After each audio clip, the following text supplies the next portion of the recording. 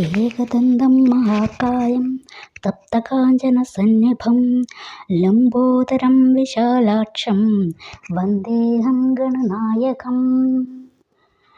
ബുദ്ധിം ദേഹി യശോ ദേഹി കവിത്വം ദേഹി ദേഹി may മൂഢത്വം സംഹര ദേവി ത്രാഹി മാം ശരണാഗതം.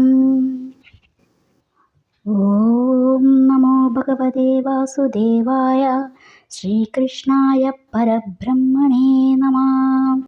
നമസ്കാരം, എല്ലാവർക്കും Ritham of ലവിലേക്ക് സ്വാഗതം.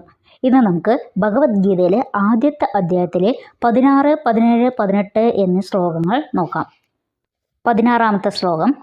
ആനന്ദ വിജയം രാജാ കുന്തിപുത്രോ യുധിഷ്ഠിരാ നകുലഃ സഹദേവശ്ച സുഘോഷമണി പുഷ്പകോ.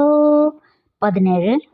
കാശ്യശ്ച പരമേശ്വാസ ശിഖണ്ഡീ ച മഹാരഥാ ദൃഷ്ടദ്യുമ്നോ വിരാടശ്ച സാത്യകിശ്ച പരാജിതാ. 18. ദ്രുപദോ ദ്രൗപദേയാശ്ച സർവശ പൃഥ്വീപതേ സൗഭദ്രശ്ച മഹാബാഹു ശംഖാൻ ദദ്മു പൃഥക് പൃഥക്. പൃഥ്വീപതേ രാജാവേ,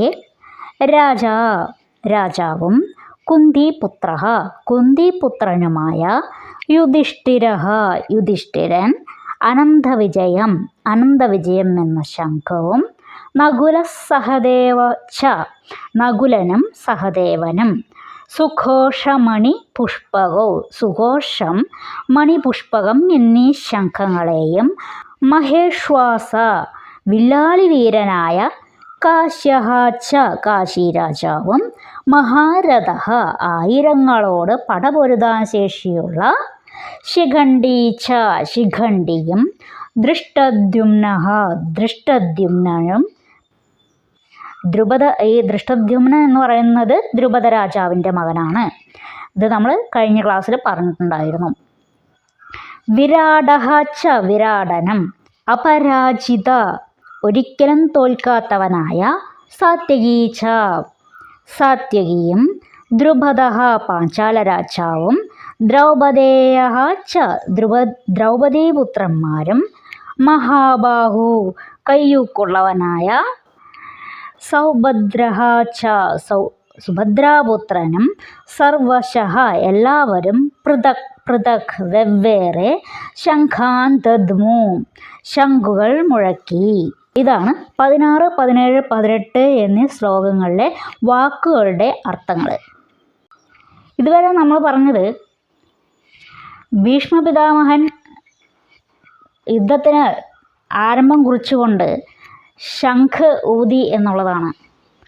തുടർന്ന് അവരുടെ പക്ഷത്തു നിന്ന് തന്നെ പെരുമ്പറകളും മറ്റും മുഴങ്ങി. അതിന് മറുപടിയായി പാണ്ഡവപക്ഷത്തു നിന്നും കൃഷ്ണാർജുനന്മാരും തങ്ങളുടെ ശംഖുകൾ ഊതി.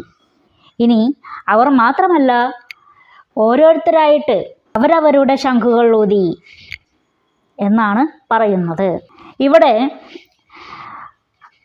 കൗരവപക്ഷത്ത് എങ്ങനെയായിരുന്നു ശംഖും പെരുമ്പറകളൊക്കെ മുഴങ്ങിയത്? ചിട്ടയോട് കൂടിയിട്ടായിരുന്നില്ല അവിടെ നിന്നും പെരുമ്പറകളും അതുപോലെ തന്നെ ശംഖനാദങ്ങളും ഉയർന്നത്. എന്നാൽ മറുവശത്ത്, അതായത് പാണ്ഡവപക്ഷത്തോ വളരെ ചിട്ടയോട് കൂടിയിട്ടാണ് ഒന്നിനു പുറകെ ഒന്നായി ഓരോരുത്തരായിട്ട് തങ്ങളുടെ ശംഖങ്ങൾ മുഴക്കാൻ തുടങ്ങിയത്. ഇതാണ് ആസുരിക ശക്തികളും ദേവശക്തികളും തമ്മിലുള്ള ഒരു വ്യത്യാസം എന്ന് പറയുന്നത്. പാണ്ഡവപക്ഷത്തുള്ള ഓരോരുത്തർക്കും അവരവരുടേതായ ശംഖുകൾക്ക് ഓരോ പേരുകളുണ്ട്. ഇനി അതേക്കുറിച്ചാണ് ഇവിടെ പറയുന്നത്. ഈ 16, 17, 18 ശ്ലോകങ്ങളിലെല്ലാം ആ ശംഖങ്ങളുടെ പേരുകളാണ് പറയുന്നത്. പൃഥ്വീപതേ രാജാവേ. എന്താണ് ഇവിടെ പൃഥ്വീപതേ എന്ന് പറഞ്ഞ് തുടങ്ങുന്നത്? അതായത് നമ്മൾ നേരത്തെ പറഞ്ഞു, സഞ്ജയനാണ് ധൃതരാഷ്ട്രർക്ക് ആ യുദ്ധക്കളത്തിൽ എന്തെല്ലാം നടക്കുന്നു എന്നുള്ളതിനെക്കുറിച്ചുള്ള വിവരണം നൽകുന്നത്. അതുകൊണ്ടാണ് ഇവിടെ പൃഥ്വിപദേ സഞ്ജയൻ ധൃതരാഷ്ട്രയാണ് വിളിക്കുന്നത്. കൃഷ്ണാർജുനന്മാരും ഭീമനും ഒക്കെ ശംഖം ഊതിയപ്പോൾ അടുത്തത് ആരാണ് ഊതിയത്? കുന്തിപുത്രനായ യുധിഷ്ഠിരൻ ആണ് തൻ്റെ അനന്തവിജയം എന്ന ശംഖം ഊതിയത്. ഭഗവാന്റെ ശംഖം ഏതായിരുന്നു? പാഞ്ചജന്യം. അർജുനൻ്റെ ദേവദത്തം. ഭീമൻ്റെയോ പൗണ്ഡ്രം. ഇനി അടുത്തത് പറയുകയാണ് യുധിഷ്ഠിരൻ്റെ ശംഖം ഏതാണ്? അനന്തവിജയം.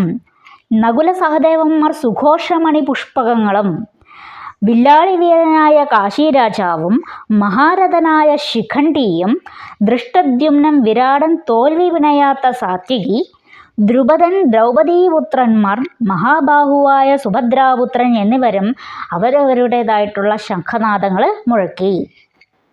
ഈ 3 ശ്ലോകങ്ങളിലും ശംഖങ്ങളുടെ പേരുകൾ മാത്രമാണ് പറയുന്നത് എന്നതുകൊണ്ട് തന്നെയാണ് ഈ 3 ശ്ലോകങ്ങൾ ഒരുമിച്ച് പറഞ്ഞത്. ഇനി നമുക്ക് അടുത്ത ക്ലാസ്സിൽ അടുത്ത ശ്ലോകങ്ങൾ നോക്കാം. നിങ്ങൾക്ക് ഈ വീഡിയോ ഇഷ്ടപ്പെട്ടിട്ടുണ്ടെങ്കിൽ മറ്റുള്ളവരിലേക്ക് കൂടി ഷെയർ ചെയ്യുക, ലൈക്ക് ചെയ്യുക. എല്ലാവരും ഭഗവാൻ അനുഗ്രഹിക്കട്ടെ. ഹരേ കൃഷ്ണ.